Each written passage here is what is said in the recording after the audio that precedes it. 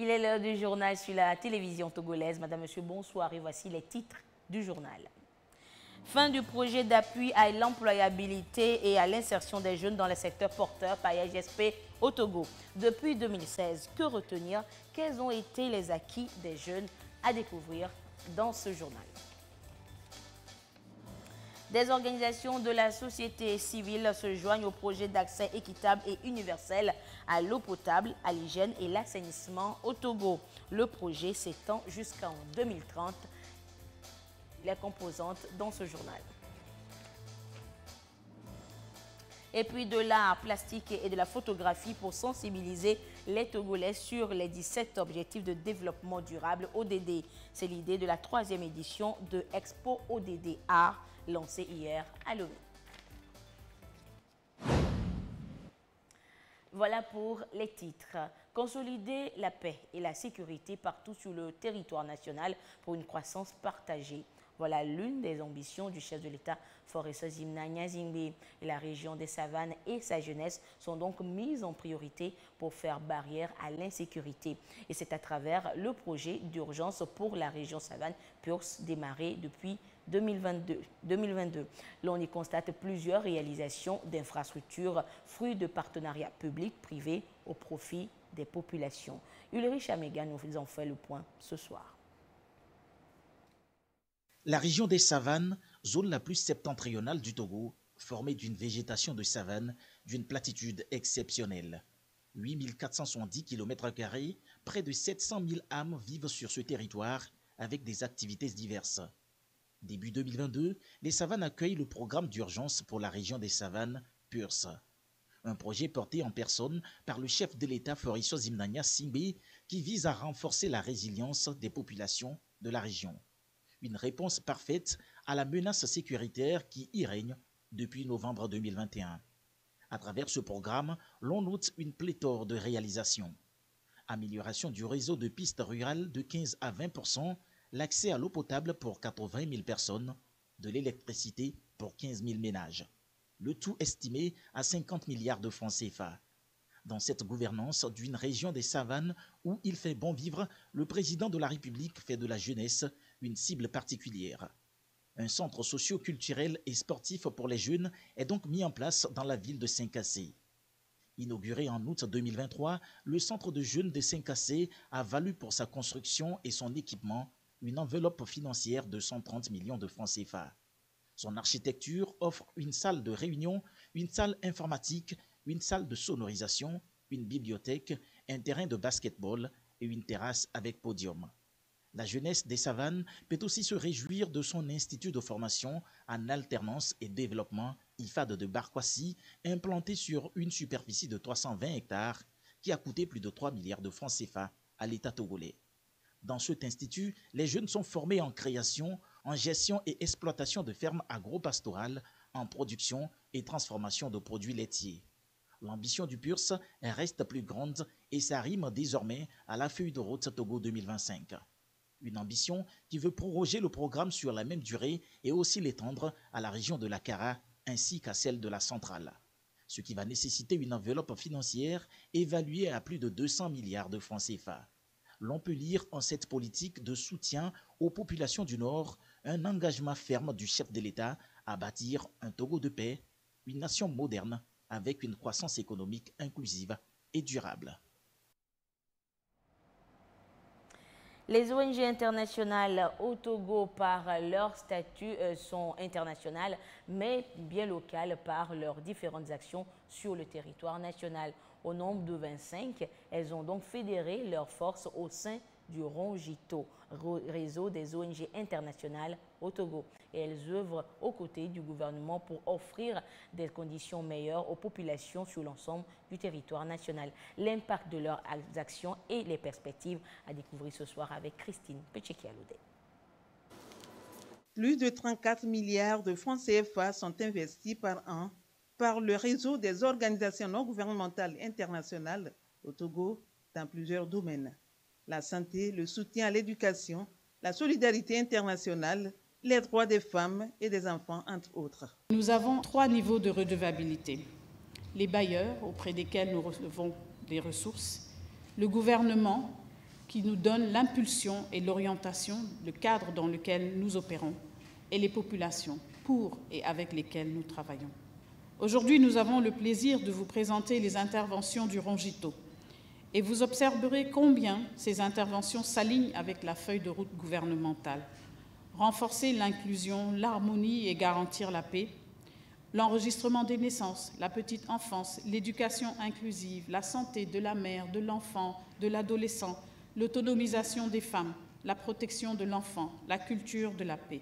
Bayal, Ekaï et Iram font partie des bénéficiaires des actions du réseau. J'étais un enfant déscolarisé, mais grâce à l'organisation, aujourd'hui je suis diplômé d'une licence en droit. Et grâce à l'organisation également, j'ai appris d'énormes compétences en termes de leadership et de développement personnel. Je viens de la communauté des Lacs. Dans cette communauté, les personnes en situation de handicap sont très discriminées. Et avant l'arrivée de Handicap International, il y avait tout un tabou autour de ces genres de personnes-là. Mais Handicap International nous a formés sur les sujets liés à l'inclusion. Pour plus d'impact, cette plateforme mise sur des alternatives pour mieux financer ses actions. Nous avons des atouts, c'est par exemple la mise en consortium ou les co-demandes pour les recherches de financement qui permettent quand même à 2 ou plusieurs ONG de pouvoir chercher, de pouvoir aller vers un bailleur de financement, un bailleur de fonds pour décrocher des financements. En dehors de ça, il y a les questions de complémentarité et les questions de synergie d'action qui font que les ONG peuvent se mettre ensemble pour intervenir au niveau de la même cible de façon complémentaire, mais aussi de façon synergique pour pouvoir impacter nos zones d'intervention. Le RONGITO, créé depuis 2018, compte 25 ONG, toutes engagées dans la logique de renforcer les partenariats pour le bien-être des populations, surtout les plus démunies. Toutes nos excuses pour ce léger désagrément technique de la part de la luminosité. Et nous poursuivons ce journal. Un nouveau coup d'accélérateur à présent dans la mécanisation de l'agriculture au Togo. Un lot de tracteurs et accessoires vient d'être mis à la disposition des agriculteurs. Et c'est le fruit du partenariat entre la plateforme industrielle d'Adetikop et PIA et le mécanisme incitatif de financement agricole MIFA. Les précisions avec Isaka Aruna. Du sourire chez les agrégateurs chargés d'accompagner et de racheter les produits agricoles aux agriculteurs pour le compte de la plateforme industrielle d'Adetikop. Ils reçoivent des tracteurs au profit des producteurs agricoles, du matériel moderne qui vient faciliter leur travail et changer le quotidien des agriculteurs. Nous collaborons avec des tractoristes qui sont sur le terrain, mais nous constatons qu'au temps venu, ils ne répondent pas à nos attentes. Ils n'arrivent pas à nous satisfaire. Ils n'arrivent pas à cultiver les espaces parce qu'eux-mêmes, ils veulent faire pour eux avant de faire pour nos groupements.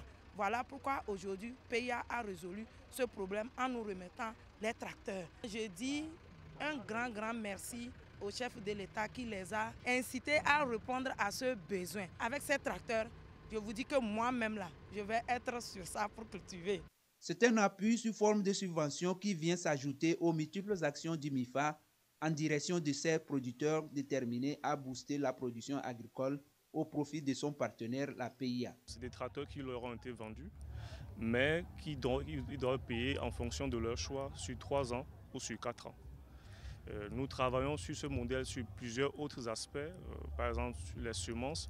Nous leur fournissons également à crédit, ils produisent et après ils nous remboursent. Il y a aussi des biofertilisants et c'est ce même modèle aussi également qui a été répliqué pour pouvoir les appuyer. Donc on leur met les tracteurs à disposition, ils travaillent et au fil des années, quand ils produisent, ils nous livrent les produits maintenant, ou bien quand ils livrent à la plateforme industrielle d'Adetikop, progressivement on leur déduit l'argent jusqu'à ce qu'ils puissent payer complètement. Avec cette cérémonie, la PIA et le MIFA marchent dans les pas du chef de l'État, Faure Essozi Gnassingbé, qui a offert plusieurs lots de matériel agricole aux producteurs lors des forats des producteurs agricoles du Togo. Le chef de l'État, à travers les différents forats organisés, a expliqué aux agriculteurs qu'il a une politique de mise en place des moyens pour les accompagner dans leurs activités. Eh bien, PIA aujourd'hui, dans sa mission de contribution à l'atteinte des objectifs de la politique du chef de l'État, a décidé aujourd'hui de mettre au profit des agriculteurs les tracteurs qui vont les aider à améliorer leur activité et ainsi leur donner plus de valeur ajoutée. Avant leur déploiement, les agrégateurs ont été formés sur l'utilisation et l'entretien des engins, une manière de leur garantir une durabilité et une pérennité. Direction à présent Kara, où les acteurs des médias publics et privés de la partie septentrionale du pays sont conviés à une formation. Elle est organisée par la direction des assurances du ministère de l'économie, des finances et le comité des assureurs du Togo. Il s'agissait d'éduquer les journalistes sur l'assurance et les procédures d'indemnisation des sinistrés. Depuis Kara, la correspondance de Nestor Mozo. Il est souvent reproché aux compagnies d'assurance le déficit de communication. Le manque d'informations sur les diverses garanties nuisent à la réputation de l'assurance au Togo. En vue de remédier à cette situation, la direction des assurances a inclus dans son programme d'activité pour le compte de l'année 2023 des rencontres d'information et de sensibilisation à l'endroit de l'ensemble des parties prenantes. Cette rencontre concerne les professionnels des médias des régions centrales, Kara et Savane. Ils sont à l'école de l'éducation à l'assurance. On s'est rendu compte que les populations, aussi bien des campagnes que des villes, n'ont pas forcément une culture de l'assurance. Nous avons estimé passer par les médias pour leur expliquer ce que c'est que les assurances, le concept, les tenants, les aboutissants, comment le secteur est organisé. Il faut avoir une culture de l'assurance parce que dans la vie, nous avons des impondérables qui peuvent arriver. Vous pouvez avoir un accident, un décès, même en cas de sinistre, perdre votre outil de production, avoir votre maison qui a brûlé. Quand vous êtes assuré, l'assureur vient en garantie pour prendre en charge les dégâts que vous avez causés pour les réparer. Mais si vous n'êtes pas assuré, alors la justice va saisir vos biens pour pouvoir disposer de moyens financiers et indemniser celui à qui vous avez causé dommage. Les participants sont aussi outillés sur les procédures d'indemnisation des sinistres. D'abord, il faut vérifier si la garantie court toujours. Il faut qu'un médecin puisse prendre le blessé et situer la gravité des maux ou des traumatismes. Ensuite, l'assureur n'est forcément pas sur les lieux. Il faut qu'on l'avertisse, qu'il puisse savoir comment aider son assuré à ce qu'il puisse faire face au drame qui lui arrive. Et il faut du temps pour que l'assureur soit sûr qu'il paie le bon sinistre. Voilà pourquoi ça prend du temps. Les professionnels des médias ont été également entretenus sur les fraudes à l'assurance. Les médias du Grand Lomé et des régions plateaux et maritimes seront aussi touchés par la même formation du 4 au 5 octobre prochain à Lomé. Le projet d'employabilité, le projet d'appui à l'employabilité et à l'insertion des jeunes dans les secteurs porteurs Paillège SP, mis en œuvre au Togo depuis 2016, est arrivé à son terme. Les responsables veulent mesurer l'impact de ce projet sur les bénéficiaires, les jeunes donc, et ils ont pour cela commandité une étude d'analyse auprès de l'Institut national de la statistique et des études démographiques, INSED. Et les résultats ont été présentés à Lomé cette semaine. Clarisse Atiklet. Le projet d'appui à l'employabilité et à l'insertion des jeunes dans le secteur porteur, Paillège SP, aura des impacts positifs auprès des bénéficiaires. Des indicateurs d'effet qui le démontrent sont collectés par l'Institut national de la statistique et des études démographiques, INSED. Globalement, il y a de nombreux indicateurs qui se sont améliorés, notamment les indicateurs de production. La superficie et les superficies embravées ont augmenté, le revenu des producteurs. Le revenu a augmenté. Qu'est-ce que ça a changé sur le vécu des bénéficiaires? En comparaison, on voit que les conditions de vie des bénéficiaires, par l'indicateur qu'on appelle l'indice des conditions de vie, s'est amélioré de 27% sur la période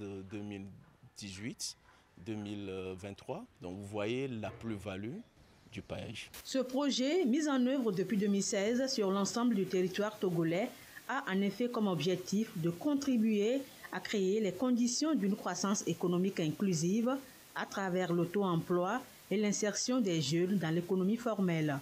Le Paillège SP est arrivé à terme et l'unité de gestion, le gouvernement et les partenaires veulent disposer de données sur l'impact de ce projet classé un des meilleurs dans le portefeuille de la Banque africaine de développement. L'évaluation va nous permettre effectivement de mesurer les changements durables que le projet a apportés sur les bénéficiaires et leurs communautés, mais aussi de pouvoir tirer les leçons qui puissent être partagées avec d'autres projets, en estimant que le projet prend fin, mais on doit pouvoir bâtir sur notre expérience pour d'autres projets. Le projet a créé un écosystème qui soit innovant et qui permet aujourd'hui d'avoir confiance au secteur agricole en tant que levier entrepreneurial. Réduction de la pauvreté et du taux de chômage, bref, les bénéficiaires du PAEJ-SP ont vu leurs conditions de vie nettement améliorées. À cette rencontre, il est attendu la contribution des différents associés du projet PAEJ-SP pour la production d'un document final qui reflète véritablement l'impact du projet sur les bénéficiaires. Le Conseil de concertation pour l'eau et assainissement de base au Togo et le programme Solidarité Eau se mettent ensemble pour contribuer à l'accès universel et équitable à l'eau potable, à l'hygiène et l'assainissement d'ici à 2030 dans le pays. Les deux entités apportent ainsi leur soutien technique au secteur à travers un projet lancé hier à Lomé. Les détails avec Abidé Nyazingbe. Ce projet d'appui au secteur de l'eau, hygiène et assainissement vise à établir un forum pour rassembler, former et diffuser des informations ainsi que des actualités pertinentes dans le domaine de l'eau, de l'hygiène et de l'assainissement. Objectif, contribuer à une gestion durable de l'eau au Togo. Le projet que nous lançons ce jour est un projet qui vient appuyer, renforcer une initiative qui existe déjà au niveau national. Pour que les différents acteurs qui partagent les différentes dimensions, les différents usages de l'eau puissent se retrouver, les universitaires, le secteur privé, les OSC, les institutionnels, les collectivités locales puissent se retrouver pour réfléchir ensemble sur les défis et les approches de solutions au bénéfice de l'eau potable, de la protection de la ressource pour les populations. Ce projet vient donc constituer un catalyseur pour avoir des idées afin de surmonter les défis dans le secteur de l'eau, hygiène et assainissement. Le lancement de ce projet qui bénéficie d'un financement de plus de 200 millions de francs CFA vient consolider les accomplissements du cadre de concertation pour l'hygiène et l'assainissement instauré en 2022 par arrêté ministériel. Cette décision témoigne de l'importance capitale accordée à ce secteur qui vise l'ambitieux objectif d'assurer un accès universel et équitable à l'eau potable au Togo d'ici 2030. Direction à présent la préfecture de l'Avé où la radio rurale Kekeli vient de recevoir un important lot de matériel de travail. Un geste qui va ainsi permettre à la seule radio de la préfecture de toucher plus d'auditeurs. Et c'est la ministre en charge de la communication qui a remis le matériel aux responsables de la radio. Le compte rendu avec Yata Aratel. Après 7 ans d'interruption, la radio rurale Kekeli, la 94.1 FM, renaît grâce à ces nouveaux équipements remis ce jour aux responsables de Radio Kekeli par Madame le ministre Yawa Kuigan de la communication et des médias, porte-parole du gouvernement. Un nouveau départ pour cette radio rurale dans la diversification et l'amélioration de ses offres radiophoniques. La radio, c'est un outil de développement. Ce matériel va nous permettre à nous écouter de loin, à communiquer avec toute la population, à faire des émissions sur l'agriculture, l'élevage, instruire nos jeunes pour le civisme. Toute la population de l'Avé est très contente. Avec ce nouveau matériel, nous allons couvrir totalement les 9 cantons de la préfecture de l'Avé. Et surtout avec le nouveau pylône qui est bien hissé à 51 mètres contre 42. Le personnel est prêt. La preuve, ils avaient reçu déjà des formations. Ils sont très aguerris pour faire tourner la radio. C'est un ouf de soulagement. Des enregistreurs numériques de pointe, un émetteur, une console, des microphones ainsi que des ordinateurs de haute gamme adaptés à la production et à la diffusion du sport radiophonique pour apporter ainsi l'information à la population des 9 cantons de l'AV. Cet apport en ressources matérielles permettra de relever le niveau des performances techniques et managériales de la radio rurale Kekeli. Un pas de plus vers un paysage médiatique plus moderne et diversifié. Les médias et les hommes et femmes de médias sont là pour informer les citoyens, pour communiquer sur la vision de la construction nationale, sur les politiques de développement local. Les médias sont là pour ouvrir des espaces d'échange, de réflexion, de contribution, où chaque citoyen et chaque citoyenne a la possibilité d'apporter sa pierre à l'édifice national. C'est le rôle que jouent dans nos contrées les radios rurales et communautaires. C'est un devoir agréable et sacré pour moi d'exprimer ma déférente reconnaissance au chef de l'État, son Excellence Faure Essozimna Gnassingbé, pour sa confiance et saluer la qualité du travail gouvernemental dirigé par Madame le Premier ministre.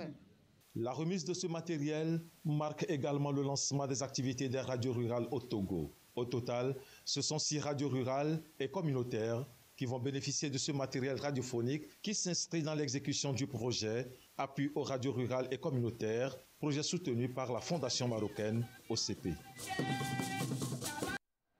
Le HCRON, au commissariat à la réconciliation et au renforcement de l'unité nationale dans son processus de réparation communautaire et collective, a rencontré cette semaine les communautés d'Agbandi et de Diguina à Blita. Des échanges pour que ces populations elles-mêmes choisissent la nature des réparations communautaires pour leur localité. Et le choix défini a abouti à la signature de conventions d'entente qui permettra ainsi la mise en œuvre et la réalisation d'ouvrages choisis donc par les communautés elles-mêmes. Désiré Aloy nous en parle. Conseil spécial du HCRON. Les discussions entre HCRON au commissariat à la réconciliation et au renforcement de l'unité nationale et les communautés des localités d'Agbandi et de Diguina d'Ambleta font ressortir la nécessité pour elles d'avoir un centre de retrouvailles à Agbandi et une fontaine de réconciliation à Diguina. Écoute et échanges qui ont abouti à la signature de conventions d'entente. Un engagement qui sera marqué par la construction de ces infrastructures pour contribuer à fédérer les communautés et cultiver les valeurs de paix et de vivre ensemble. C'est vraiment une population très vaillante. Nous les avons écoutés, c'est une mission d'écoute. Nous avons enregistré leurs doléances et en faisant la part des choses et dans le cadre de nos attributions, on a retenu la construction d'un centre de retrouvailles où toutes ces populations, ces communautés qui s'étaient affrontées, elles-mêmes ont accepté et ont décidé de cet élément fédérateur qui est un centre où toutes les communautés se retrouvent. À Diguina, ils ont sollicité une fontaine de réconciliation. Vous savez, l'eau, ça éteint le feu, l'eau, ça apaise. Voilà pourquoi je repars de Blita, très satisfaite une fois encore. Je voudrais profiter de l'occasion pour rendre hommage mérité au chef de l'État qui ne ménage aucun effort et qui nous a permis cette fois-ci encore de continuer, de poursuivre notre mission, à savoir cette fois-ci les réparations collectives et communautaires. HCRON entend agir en synergie avec les populations bénéficiaires des réparations communautaires. Ces ouvrages fédérateurs à réaliser appellent les communautés à œuvrer pour le pardon. Nous allons travailler davantage pour renforcer ces acquis en matière de paix. C'est l'occasion de dire merci au président de la République, M. Faure Essozimna Gnassingbé, qui ne ménage aucun effort lorsqu'il s'agit de la paix, de réconciliation et de vivre ensemble à travers le pays, ce qui est une réalité aujourd'hui dans la préfecture de Blita. Les réparations communautaires et collectives de HCRON sont les recommandations de la CVJR, Commission Vérité, Justice et Réconciliation, pour panser les plaies et apaiser les cœurs. À l'international, cette question à présent, imaginez que vous travaillez sans recevoir de salaire. C'est ce qui risque malheureusement d'arriver à 3,5 millions de fonctionnaires fédéraux américains. Et on parle là de shutdown, conséquence donc d'un blocage du vote de budget par des républicains. Regardez.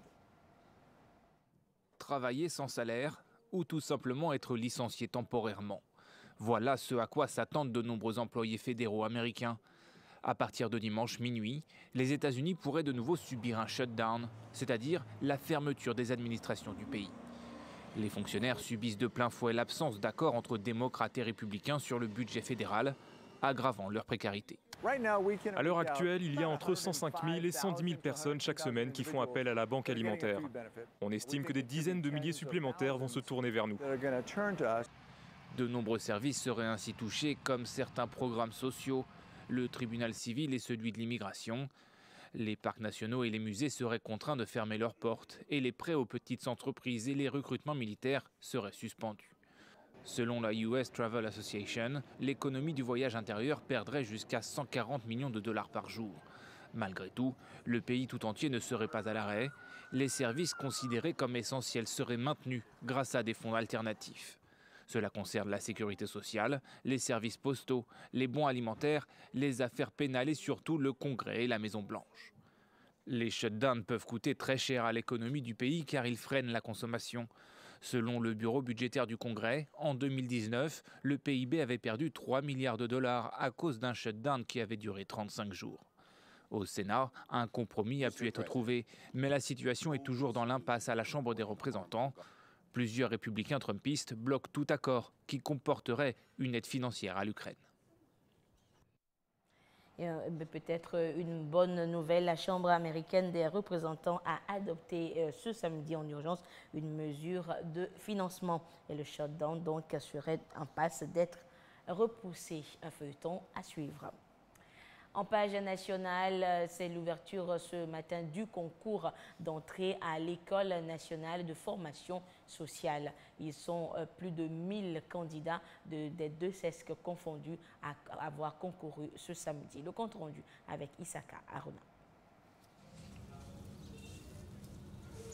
Pendant que certains candidats s'empressent pour retrouver leur salle d'écrit, la délégation ministérielle s'assure au secrétariat du bon état des scellés de la caisse contenant les épreuves. Puis elle se dirige vers les salles pour donner le ton au démarrage du concours d'entrée à l'École nationale de formation sociale au Togo. Le concours est ouvert aux jeunes Togolais des deux sexes avec le niveau BPC. Ils vont composer au cycle 1 pour être formés et à la fin de la formation, ils auront la qualité d'agents de promotion sociale. Au cycle 2, c'est avec le niveau Bac 2. Ils vont être formés pendant 3 ans et ceux-ci vont sortir cadre supérieur de développement social. Et à l'intérieur de ce cycle 2, nous avons 3 options. L'option assistance sociale, l'option éducation spécialisée, l'option développement local et participatif. Au total, 1085 candidats frappent aux portes de cette école. Ils composent dans les épreuves de culture générale et de français.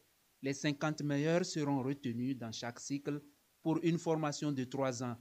Ils vont sortir cadres et agents de promotion des actions de développement du gouvernement. À la fin de ces 3 années de formation, ce seront des produits finis, des produits formés, bien formés, aptes à agir, à mettre en œuvre, à accompagner l'action sociale du gouvernement, à accompagner les communautés à la base, à les organiser pour leur autodéveloppement, pour leur prise en charge et à être partout. En dehors du centre de Lomé, chacun des chefs-lieux des régions du pays abrite un centre d'écrit pour ce concours. On le sait, la rentrée a démarré cette semaine, depuis lundi, 5 jours déjà épuisés sur les 9 mois. Mais certains élèves ont encore besoin d'aide, notamment en termes de fournitures scolaires. Dans la région, dans la préfecture des Lacs, plusieurs élèves identifiés comme vulnérables ont donc reçu ces kits des mains des responsables de l'association Soyons Unis pour le bien-être. Le compte rendu de la remise avec Dodo Ouaré. Dans ces cartons, des cahiers à offrir à 35 000 élèves de la préfecture des Lacs. La cour de l'école primaire publique d'Evikeme a été réquisitionnée pour la distribution, mobilisant ainsi des élèves de plusieurs communes. C'est un don mis à la disposition de l'association Soyons Unis pour le bien-être par le ministre secrétaire général de la présidence, Dr Sandra Ablamba Johnson. Acte social qui vient en appui aux différentes actions que mène le chef de l'État Faure Essozimna Gnassingbé pour garantir une éducation de qualité pour tous. Les élèves en sont reconnaissants. Nous remercions le président de la République, son Excellence Faure Essozimna Gnassingbé pour le geste, Madame la ministre Johnson Sandra Ablamba et la porteuse de ce projet. Nous en sommes très fiers et avec ce kit scolaire, nous pourrons bien travailler pour réussir à la fin de l'année. Je remercie le chef de l'État et l'association qui sont venus nous aider et nous donner les kits scolaires. Nous ferons un bon usage de ces kits scolaires. Dans le lot, il y a tous les articles scolaires qu'il faut à ces élèves pour une année scolaire réussie, mais aussi des vivres pour leur assurer une bonne alimentation. Tout ce qu'il faut pour amener ces apprenants à fournir de bons résultats à la fin de l'année. Nous avons dans certains établissements des écoles les meilleurs élèves que nous soutenons tout au long de l'année.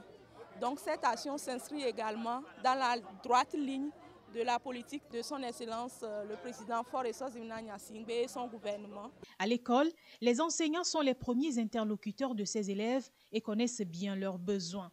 Pour eux, ces dons sont les bienvenus. Ils apprécient les efforts du chef de l'État Faure Essozimna Gnassingbé en faveur du système éducatif. Vraiment, le chef de l'État, on sait qu'il a ouvert beaucoup de chantiers qui sont en construction. Vraiment, c'est le lieu ici de remercier le Tout-Puissant, de lui donner une santé de fer. Ce don va aller à l'endroit des élèves, surtout les élèves nécessiteux qui sont présentement en besoin crucial dans nos milieux pour pouvoir fréquenter. Donc nous tenons vivement à remercier d'abord le chef de l'État qui ne ménage aucun effort pour nous satisfaire dans les lacs. L'association Soyons Unis pour le bien-être a obtenu ces dons du ministre secrétaire général de la présidence grâce à son projet Agissons ensemble pour une éducation de qualité. Un projet auquel Dr Sandra Ablamba Johnson a adhéré sans hésitation. Pour le ministre secrétaire général de la présidence, la scolarisation des enfants favorise leur épanouissement personnel et le développement collectif de notre société. Il est donc du devoir de tous de leur offrir un environnement d'apprentissage sain ainsi que les outils nécessaires à leur formation. Aujourd'hui, dernier samedi du mois et comme il est désormais de coutume, les Togolais ont fait du sport pour leur santé. La ministre en charge du sport et des loisirs était, elle, du côté de Saint-Cassé pour cette journée. Le compte rendu avec Gérard Lagoudou. C'est pas une compétition. La ville de Saint-Cassé, transformée ce samedi en capitale sportive dans la région des Savanes pour accueillir la 13e édition de la Journée nationale du sport. À la tête des participants, Dr Lydie Kamabessi, ministre des Sports et des Loisirs. Lancée à la préfecture de Saint-Cassé, la phase de course a permis d'occuper la route nationale numéro 1 avant de chuter ici sur le terrain du lycée de Saint-Cassé. Place aux exercices physiques et de remise en forme.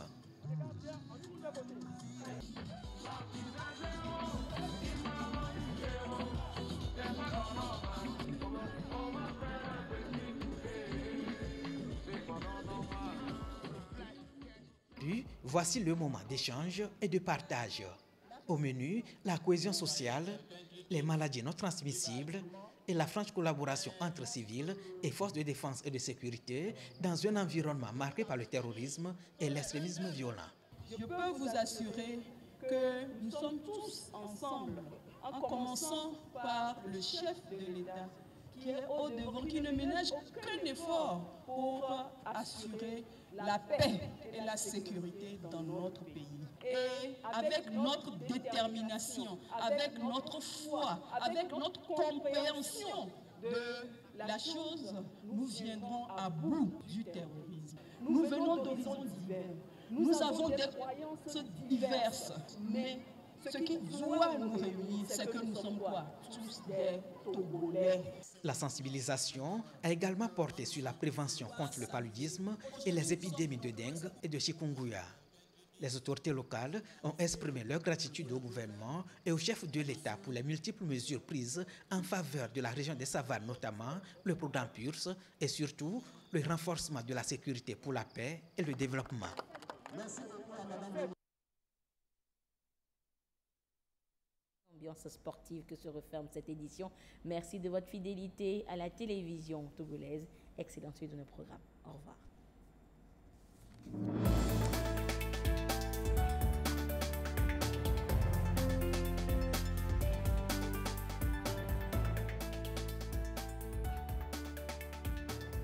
Canalisation du port Sec-Franc.